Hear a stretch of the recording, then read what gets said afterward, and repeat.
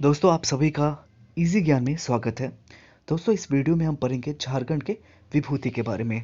तो दोस्तों ये वीडियो जेपीएससी के दृष्टिकोण से बहुत ही इंपॉर्टेंट है क्योंकि इनसे 1 से 2 प्रश्न जेपीएससी में पूछे जाते हैं। तो दोस्तों आइए स्टार्ट करते हैं झारखंड की विभूति। अगर हम झारखंड के विभूतियों के बारे में जिक्र करें तो सबसे पहले हम जानेंगे तिलका मांझी में। दोस्तों आप जो फोटो देख रहे हैं इनमें जो ये प्रश्न है यही प्रश्न जो है तिलका मांझी है। ठीक है दोस्तों, तो आइए स्टार्ट करते हैं तिलका मांझी के बारे में। तो दोस्तों तिलका मांझी का जन्म हुआ था 11 फरवरी। ठीक है, तिलका मांझी का जन्म कब हुआ था? तो तिलका मांझी का जन्म हुआ था 11 फरवरी 1750 ईस्वी को। कहाँ हुआ था? 11 फरवरी 1750 ईस्वी को। ठीक है, कहाँ हुआ था? तो सुल्तानगंज में। कहाँ पे? सुल्तानगंज में। और उसका थाना पड़ता था तिलकपुर। ठीक है, कौन सा गांव पड़ता था उसका थाना? तिलकपुर। ठीक है, तो उसी गांव में एक संथाल परिवार मुरमुर गोत्र में उसका जन्म हुआ था तिलका मांझी का।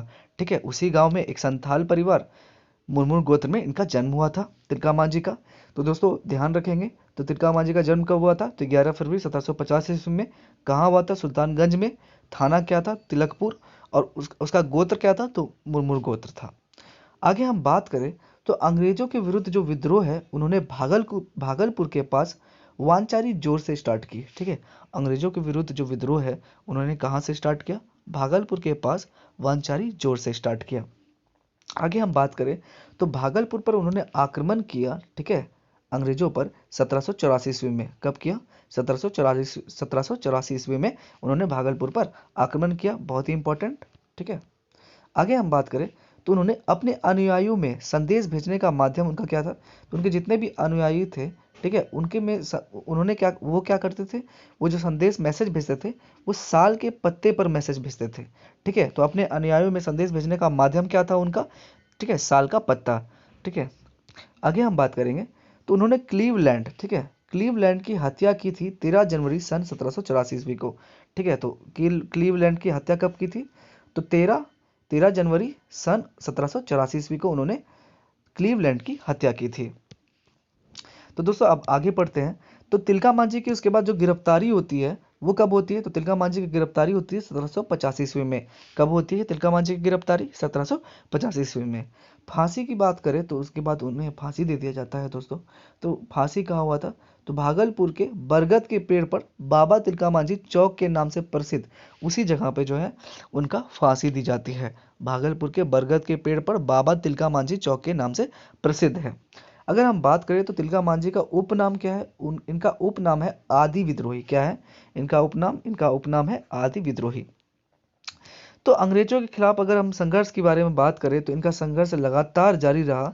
1771 से लेकर 1784 तक वो अंग्रेजों के विरुद्ध संघर्ष करते रहे तिलका मांझी। तो दोस्तों कुछ पॉइंट्स है, इसे फिर से एक बार रिवाइज कर लेते हैं। तो अगर हम झारखंड की विभूति के बारे में बात करें, ये प्रमुख स्वतंत्रता सेनानी है दोस्तों। तो तिलका मांझी का जन्म कब हुआ था? 11 फरवरी 1750 ईस्वी में। स्थान सुल्तानगंज, थाना तिलकपुर।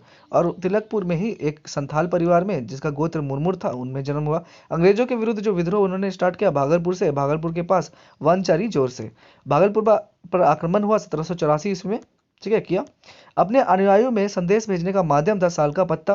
क्लीवलैंड की हत्या की थी 13 जनवरी 1784 ईस्वी में। तिलका मांझी की गिरफ्तारी हुई 1785 ईस्वी में। फांसी हुआ भागलपुर बरगद के पेड़ पर बाबा तिलका मांझी चौक के नाम से प्रसिद्ध। ठीक है, उपनाम की बात करें तो उपनाम इनके हैं आदि विद्रोही। 1771 से लेकर 1784 तक वो अंग्रेज के विरुद्ध लड़ते रहे, संघर्ष करते रहे। आगे हम बात करेंगे दोस्तों बिरसा मुंडा के बारे में। ये जो आप आकृति देख रहे हैं ये बिरसा मुंडा की है दोस्तों। ये भी सबसे बड़े स्वतंत्रता सेनानी थे, ठीक है, झारखंड के। तो आइए स्टार्ट करते हैं।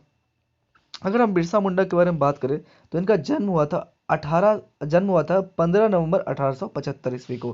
कब हुआ था इनका जन्म? 15 नवंबर 1875 ईस्वी को।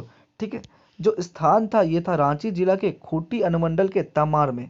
ठीक है, तो रांची जिला के खूंटी अनुमंडल के तमार थाना में। ठीक है, और टाल ठातू गांव में। किसमें? टाल ठातू गांव में हुआ था। ठीक है, तो इसका स्थान था रांची। ठीक है, रांची जिला के खूंटी अनुमंडल के तमार थाना में ठल टातू गांव में। दोस्तों अगर हम इसकी प्रारंभिक शिक्षा के बारे में बात करें तो इसकी जो प्रारंभिक शिक्षा हुई थी वो हुई थी एवेंजोलिकल चर्च में। कहाँ पे हुई थी? एवेंजोलिकल चर्च में।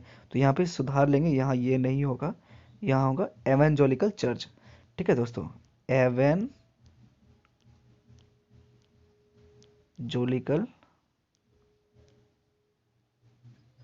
चर्च में। ठीक है दोस्तों, कहाँ हुई थी? एवेंजोलिकल चर्च में। अगर हम इसके बारे में छात्र जीवन की बात करें तो छात्र जीवन में ही इन्होंने भूमि आंदोलन किया था चाईबासा में। ठीक है, तो 18 वर्ष की छोटी उम्र में, ठीक है, इन्होंने जंगल आंदोलन किया था चक्रधरपुर में। ये सिंह बोंगा का दूत बने 1895 ईस्वी में। नए पंथ की शुरुआत की जिसका नाम था विरसाहित पंथ। क्या था? विरसाहित पंथ। आगे हम बात करें तो ब्रिटिश सरकार के विरुद्ध षड्यंत्र रचने के आरोप में 1895 ईस्वी में 2 वर्ष के लिए इन्हें जेल भेज दिया गया था। तो ब्रिटिश सरकार के विरुद्ध षड्यंत्र रचने के आरोप में 1895 ईस्वी में इसे 2 वर्ष के लिए जेल भेज दिया गया था। ठीक है, ये प्रथम बार जेल गए थे 1895 ईस्वी में, रिहा हो गए 1897 ईस्वी में। ठीक है, तो ये हजारीबाग जेल में। और दूसरी बार जेल कब गए? दूसरी बार जेल गए थे 13 फरवरी 1900 ईस्वी में। कहाँ, कब गए थे? 13 फरवरी 1900 ईस्वी में। आगे बात करें तो बिरसा मुंडा की मृत्यु 9 जून 1900 को रांची जेल में उनकी मृत्यु हो गई हैजा की बीमारी से। तो बिरसा की मृत्यु के बारे में बात करें तो इनकी मृत्यु हुई थी 9 जून 1900 ईस्वी को। रांची जेल में उनकी मृत्यु हो गई थी किस बीमारी के कारण? हैजा बीमारी के कारण उनकी डेथ हो गई थी दोस्तों। ठीक है दोस्तों, आगे हम पढ़ेंगे बुद्धू भगत के बारे में। किसके बारे में? बुद्धू भगत के बारे में। ये बहुत ही इंपॉर्टेंट है। तो 1792 से इसका जीवन काल रहा 1832 ईस्वी तक। ठीक है दोस्तों, तो आइए स्टार्ट करते हैं। तो बुद्धू भगत के बारे में अगर हम बात करें तो इनका जन्म हुआ था 17 फरवरी 1792 ईस्वी को। ठीक है, बुद्धू भगत का जन्म कब हुआ था? 17 फरवरी 1792 ईस्वी को। स्थान के बारे में अगर हम जिक्र करें तो इनका जो स्थान था वो था रांची जिला के चान्हो प्रखंड में। कहाँ पे? रांची जिला के चान्हो प्रखंड में सिल्ली गांव और उड़ाव परिवार में हुआ था इनका।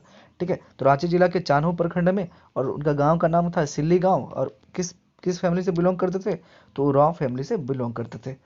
बात करें तो कोल विद्रोह, ठीक है, 1831 से 32 में ये प्रमुख नेता थे।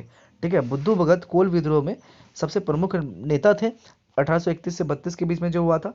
बात करें तो अंग्रेजों और भारतीय एजेंटों के अत्याचारों के विरुद्ध विद्रोह उनका था। अंग्रेजों और भारतीय एजेंटों के अत्याचारों के विरुद्ध विद्रोह था। ठीक है, बुद्धू भगत का कोल विद्रोह का। ठीक है, और कोल विद्रोह के बारे में बात करें तो अंग्रेजों द्वारा 1000 का इनाम बुद्धू भगत को पकड़ने के लिए रखा गया था। ठीक है दोस्तों, तो अंग्रेजों द्वारा 1000 का इनाम बुद्धू भगत को पकड़ने के लिए रखा गया था। आगे अगर हम बुद्धू भगत की मृत्यु के बारे में बात करें तो बुद्धू भगत की मृत्यु हुई थी कैप्टन इम्पे के नेतृत्व में। किसके नेतृत्व में? कैप्टन इम्पे के नेतृत्व में हुई थी।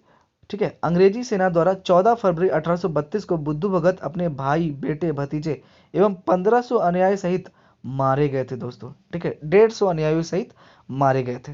तो बात करें तो बुद्धू भगत की मृत्यु किस प्रकार हुई थी? तो कैप्टन इम्पे के नेतृत्व वाले अंग्रेजी सेना द्वारा 14 फरवरी 1832 को बुद्धू भगत अपने भाई, बेटे, भतीजे एवं 150 अनुयायियों सहित वो मारे गए थे।